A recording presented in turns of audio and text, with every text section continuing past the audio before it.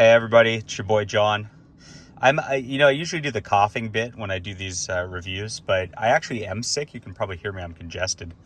But I went to the comic book store anyway and infected everybody there because I couldn't miss out on Ms. Marvel, the New Mutant, because it's Iman Vellani's debut writing.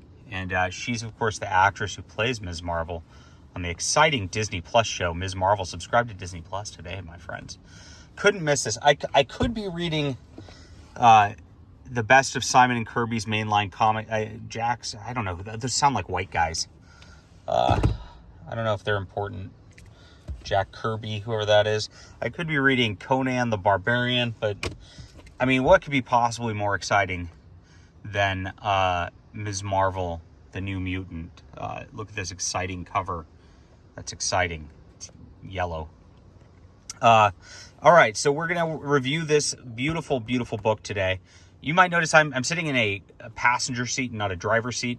It's because I hurt my foot this morning. And I don't know, I woke up at about 5:30 and I'm sick because, you know, that's what you do. You don't sleep very well when you're sick. And my foot it was like the top outer side. And it's not this one. It's my other foot that's hurting. It was just like, it's hurt so much. It was excruciating. I couldn't get back to sleep. And I've been limping all day. I don't know what to do. I limped into the store, literally injured in the store. Like this is how important this book is to pick up. It's going to be a collector's item for sure. Number one. Now let's get into this. Get a nice little tribute to John Romita at the front. Whoever he is, he seems like a white guy. Who cares about that? But here it is. They've got all the new X-Men books or whatever have these like graphic design things, which are very confusing a lot of the time. And they list all these characters who, if you watch Disney Plus, you're picking up a Ms. Marvel book, you're like, who the heck is this? I mean, I know who all these people are because I've read Marvel comics for a long time. But if you don't know, I mean, you're like, what? These people part of Marvel? And then they give you a synopsis, talk about Krakoa and all the weird X-Men crap going on in Marvel that, like, I mean, you gotta be like, you know those memes where it's Charlie from It's Always Sunny in Philadelphia pointing to all the different spots? You gotta read 20,000 comics in order to understand what's going on, even in the synopsis. And that's where Marvel's at today. So it's got Iman Vellani, and they've got a co-writer, Sabir something or other here. 4 co-writers. How do you have that many Oh, no, that's 2 co-writers. Carlos Gomez and Adam Gorham are doing the art. And then they have the variant covers and all that these days. So it starts out, I don't know whose art this is, but it's definitely like this. One person did the dream sequence art for the first 5 pages, then somebody else did the other art.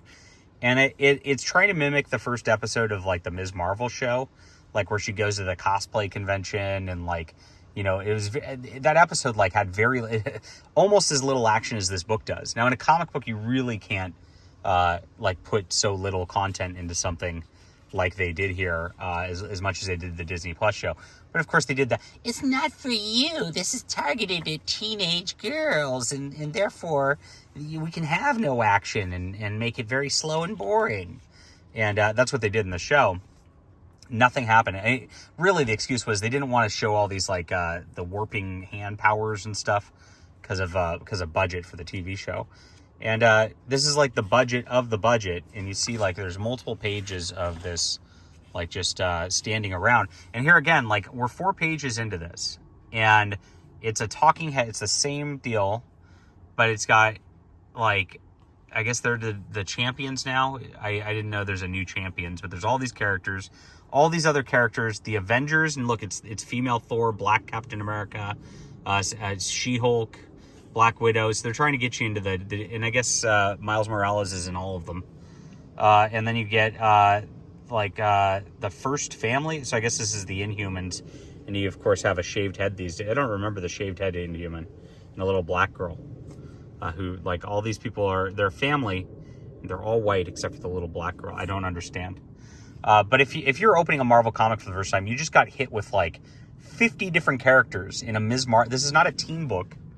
It's Ms. Marvel. Like, what the hell is going on here? It's absolutely crazy. And then the dream sequence continues for another few pages, and she wakes up.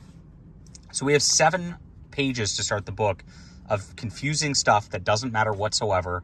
That's just a dream. Now, I guess the dream's eventually going to matter, but it doesn't matter in this issue at all. And so you just opened this for 7 pages with like some kind of poor art that didn't, you know, it looks like cheap indie art for the most part. And then you get to this. Now, whoever this artist is a little better. So you see like the faces are a little better with the detail and stuff. They've got like kind of, you see they're trying to mimic anime a little bit. They got the little anime eyes for the manga, but it doesn't mimic manga because look at all the freaking words on the page.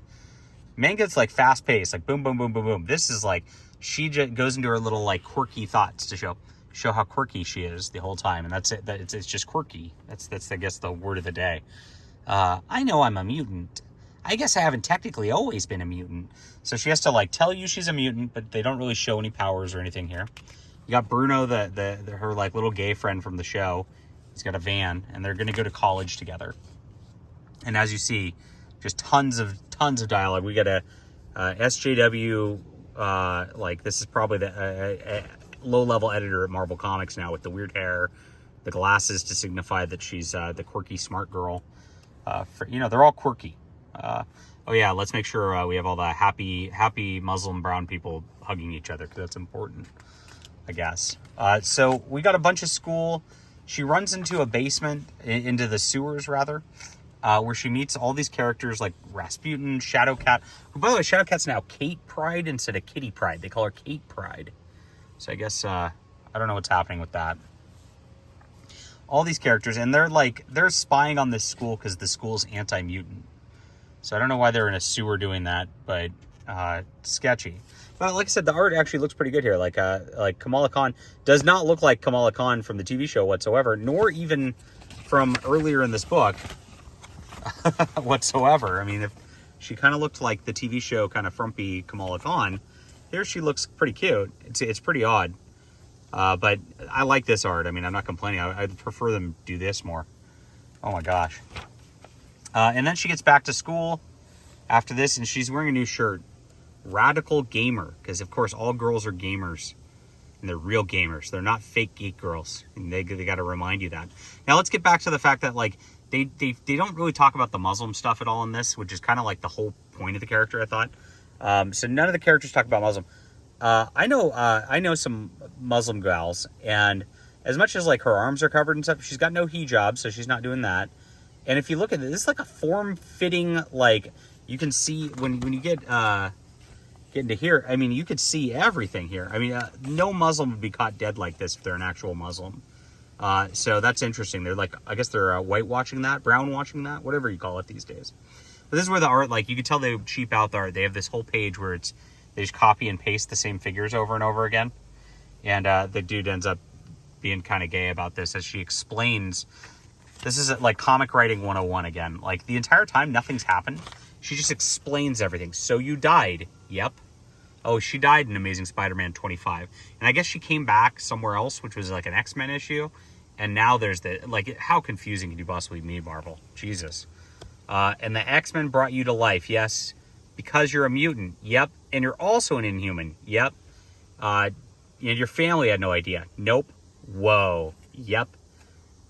Okay. Is that supposed to be funny? Oh, and then you get, yeah, it is. But you're supposed to be quirky. So I forgot the word quirky because you should munch. There we are. We're quirky. And then eventually, like, something bad's happening and she has to run out. And this guy is like a robot who's been experimented on. And she has to, like, stop him real quick. And she does. And I guess his name's Chitaurus, which if you look at it and read it real fast, it looks like clitoris. Oh my God. And as you see, like look at how far we are into this book. We are like 20 pages into this book and nothing's happened yet. Finally, we get something happening. So she's an X-Men. She's an Inhuman. She's amazing. She's the best. She's Muslim. Oh my God. Wow. And now she's better Reed Richards than Reed Richards, with her little powers. And then she can shrink down and become Ant-Man also. So she's Reed Richards, Ant-Man, X-Men, Inhuman, Avenger, and she reminds you, she tells you she's an Avenger. And that's the cardinal rule of writing here. Everything that's done in this, she tells you everything that she is. She has to tell you how badass she is. She doesn't really show it. Yeah, she's got that one page they show it. But the rest of it, she's telling you, like, I'm an Avenger, I'm an X-Men, I'm important. Recognize me as important. Recognize this book is important. And that's what it is. It's just telling you what's going on rather than showing you. It's this is, again, comics. You're supposed to show the stuff on the page. And as you can see, there's been 1 page of action so far. Then it cuts to the end where it's like these bad people at the university and they want to hunt down Ms. Marvel. The end. It doesn't say whether it's to be continued or not, but that's it. So, like, really nothing happened in this book. I mean, this is like, holy crap. Now, I don't believe for a second Iman Vellani wrote any of this. I mean, maybe some of the dialogue or something. I don't know. But I mean, at the same time, though, it's paced so poorly and it's so amateurish on the writing level. Maybe she did. I liked some of the art. I showed you some of the art. I mean, I'm being fair to it. The beginning dream sequence looked like crap, but this stuff's all pretty good. Like, so I don't mind any of the art style here for the most part. It can be inconsistent in spots, but it's all right. Not too bad.